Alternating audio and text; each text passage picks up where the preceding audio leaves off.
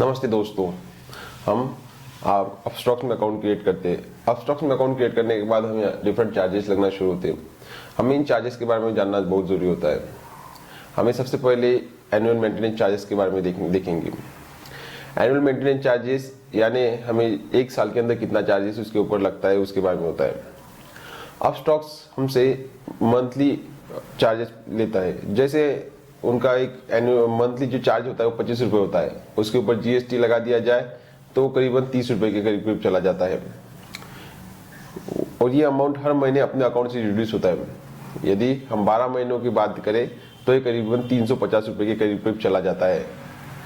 तो हमें हमेशा देखना चाहिए कि हमारा ब्रोकर कितना एनुअल मेंटेनेंस चार्जेस लेता है ताकि हमें उसके बाद में कोई दिक्कत ना आए।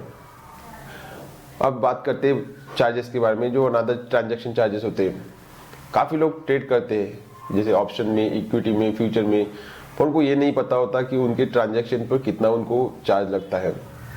ये ट्रेड करने के बाद उनको उनका नेट प्रॉफिट जो होता है उसमें वो कमी दिखाता है। यदि आप ऑप्शन में ट्रेड करते हो तो आपको करीबन 60 से 70 रुपये ब्रोकरेज लग जाता है बाइंग और सेलिंग दोनों साइड के लिए।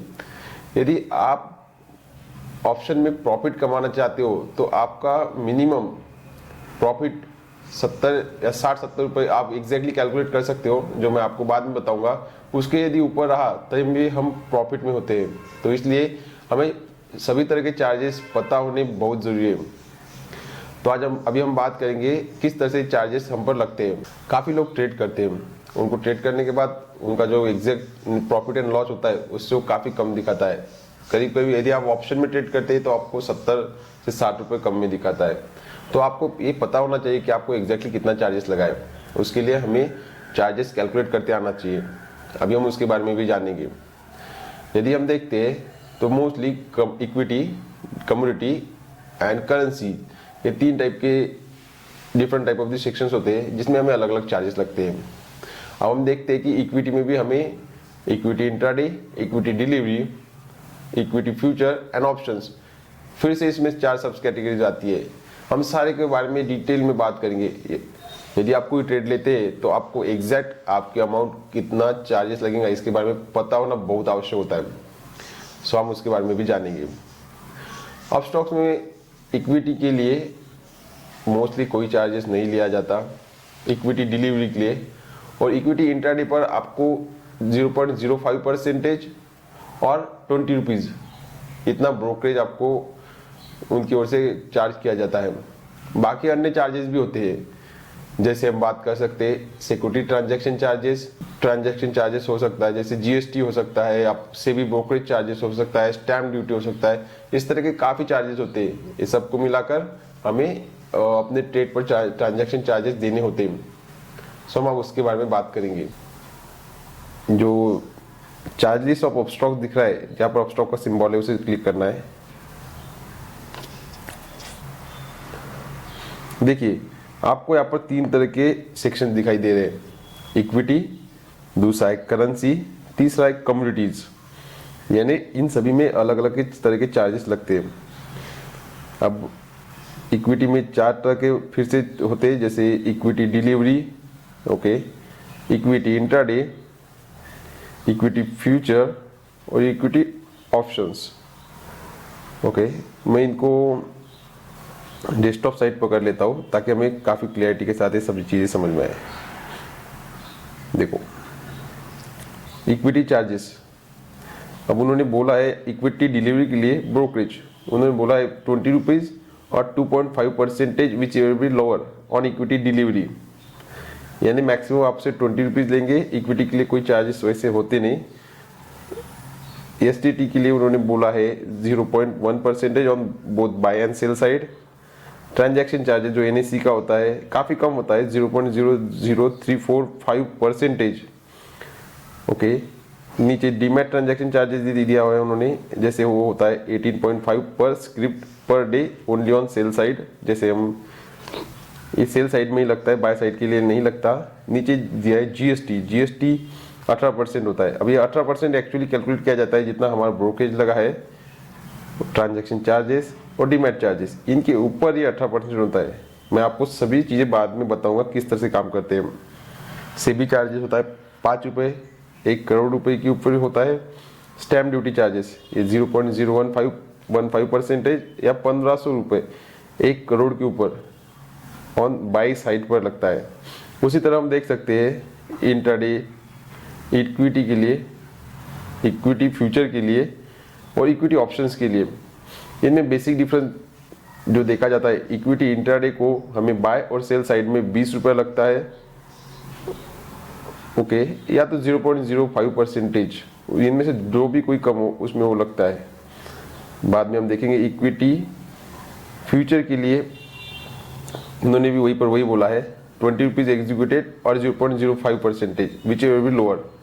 और इक्विटी ऑप्शंस के लिए फ्लैट 20 रुपये पर एग्जीक्यूटेड ऑर्डर। सबसे इंपॉर्टेंट चीज़ है, हम यदि ऑप्शन में ट्रेड करते हैं तो हमें 20 रुपीज ब्रोकरेज देना पड़ता है बोथ साइड पर, वो चाहे बाय हो या सेल हो। उसके अनुसार सभी नीचे जो चार्जेस दिए वो वहाँ पर दिखाई देते हैं हमको। सो आपको यदि कोई प्रॉब्लम हो कितना चार्जेस एग्जैक्टली लगा तो आप यहाँ से देख सकते हो, ओके। अब हम देखेंगे कि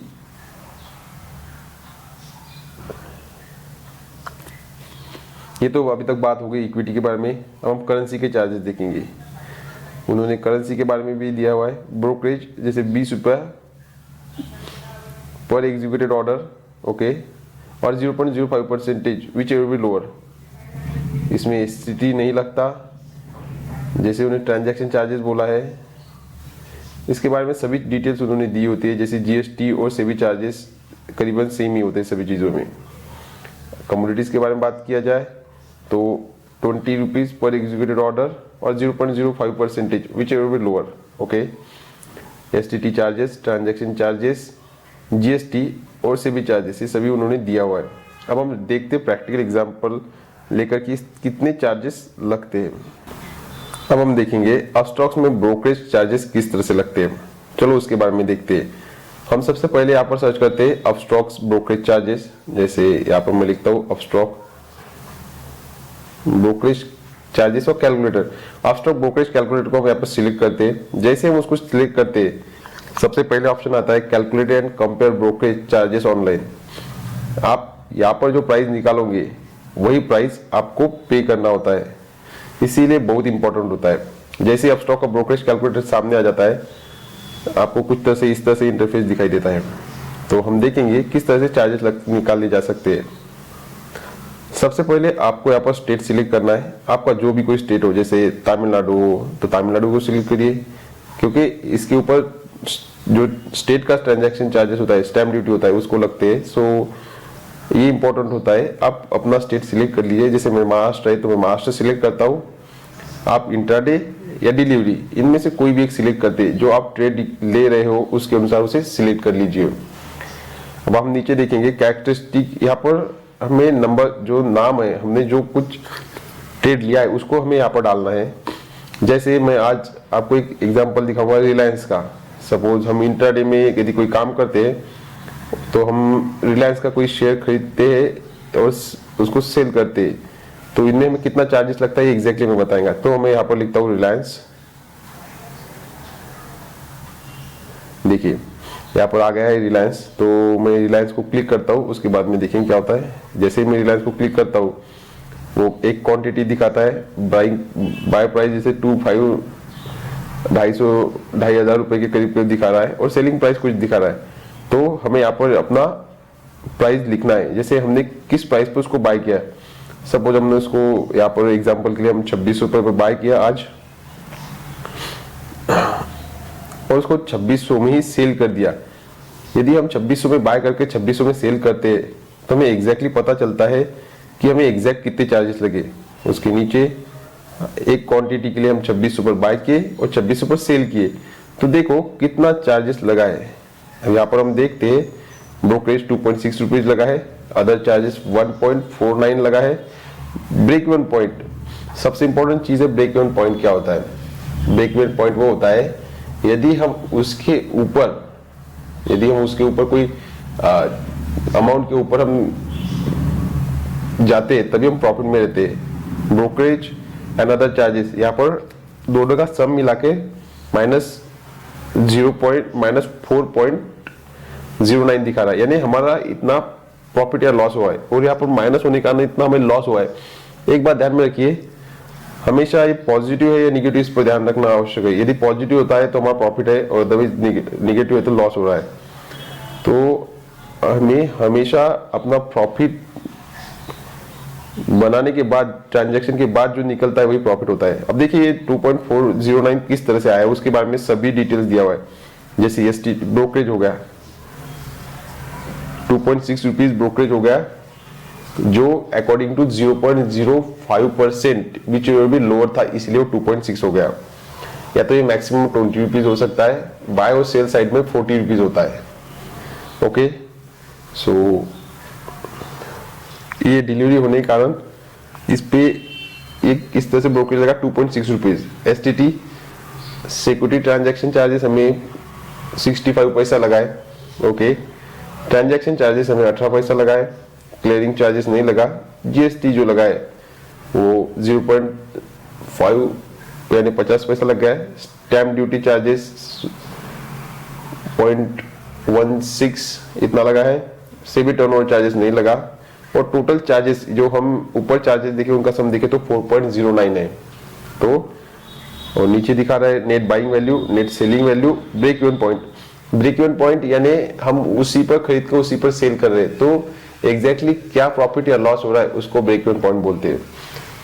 अभी इसका मतलब ये होता है कि यदि हम कोई चीज रिलायंस में बाय करके उसको 4 रुपए 0.09 के ऊपर यदि बेचते हैं तभी हम उसको प्रॉफिट में ला सकते हैं, अदरवाइज हमारा वो एग्जैक्टली प्रॉफिट लॉस में लॉस ही रहेगा। तो मैं आपको अभी ऑप्शंस का ट्रेड करके दिखाऊंगा। देखिए किस तरह से ऑप्शन में ट्रेड किया जा सकता है। जैसे अभी निफ्टी चालू है 18,000 के करीब करीब, हमेशा 18,000 उसमें लिखते हैं, तो उसके सामने लिखिए कॉल या पुट और NIFT बाय निफ्टी। आपके सामने सभी ओपन हो गए। जैसे आप कौन सी तारीख का उसको चूज करना चाहते हो उसे चूज कर लीजिए। जैसे 18 नवंबर हो गया, 25 नवंबर हो गए, जो तारीख हम चूज करना चाहते हैं उसे चूज कर लिए। मैं डेमो के लिए 18 नवंबर को चूज करता हूँ। ओके, इंट्राडे के लिए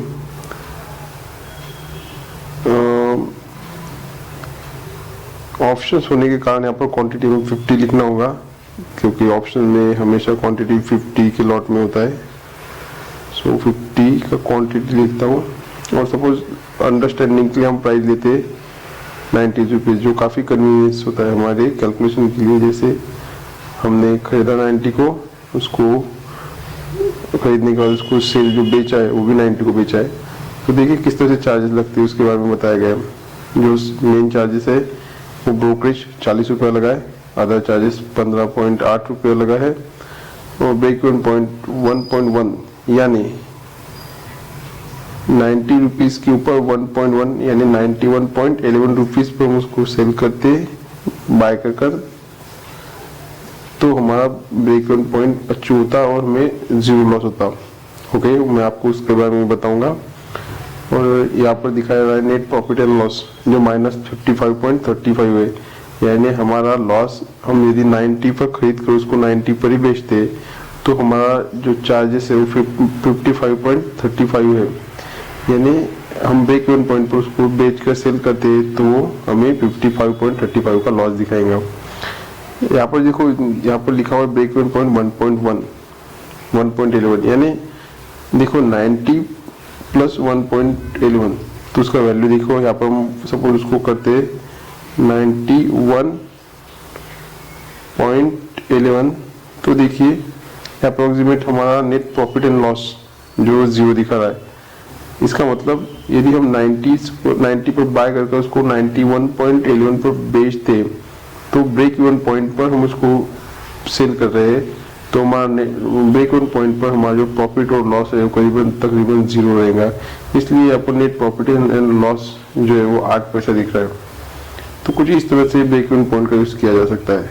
और जो चार्जेस होते हैं वो कुछ नीचे की ओर दिए हुए, जैसे ब्रोकरेज हो गया, एसटीटी हो गया, transaction charges, clearing charges, GST, state stamp duty, SEBI turnover charges, वो टोटल चार्जेस मिलाकर 55.86 रुपीज हमें लगा है। इस तरह से हम ऑप्शन में ट्रेड कर सकते हैं। ओके, अब हम यहाँ पर देखते हैं क्रूड में कैसे काम कर सकते हैं। फॉर एग्जाम्पल कि हम क्रूड को एक बार लेते हैं, जैसे देखिए यहाँ पर हम क्रूड में लिखते हैं, जैसे उसको बोलते हैं हम क्रूड ऑयल का जो 18 नवंबर का हम फ्यूचर उसको देखें तो उसका प्राइस चालू है अभी 6000 के करीब प्राइस चालू है। उसको भी हम देखें तो हम यहाँ पर 6000 को एग्जैक्टली 6000 कर देता हूँ ताकि हमें ब्रेक इवन पॉइंट पर उसका वैल्यू कैलकुलेट करने में प्रॉब्लम ना हो, और सेल भी 6000 पर करता हूँ। देखते क्या क्या होता है।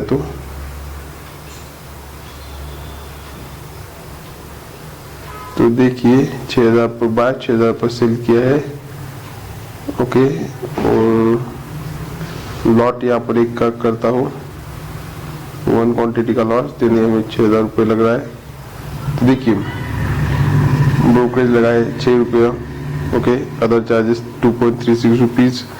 यदि हम एक क्वांटिटी क्रूड में 6000 को लेकर 6000 को ही बेचे तो ओके, तो यहाँ पर अदर चार्जेस 2.36 दिख रहा है, ब्रेक इवन पॉइंट 8.3 आ रहा है, नेट प्रॉफिट एंड लॉस -8.29।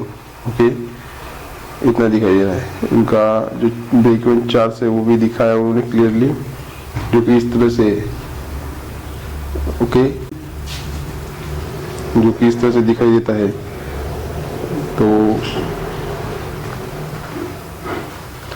इन सभी चीजों से हम एक कंक्लूजन पर पहुंचते हैं।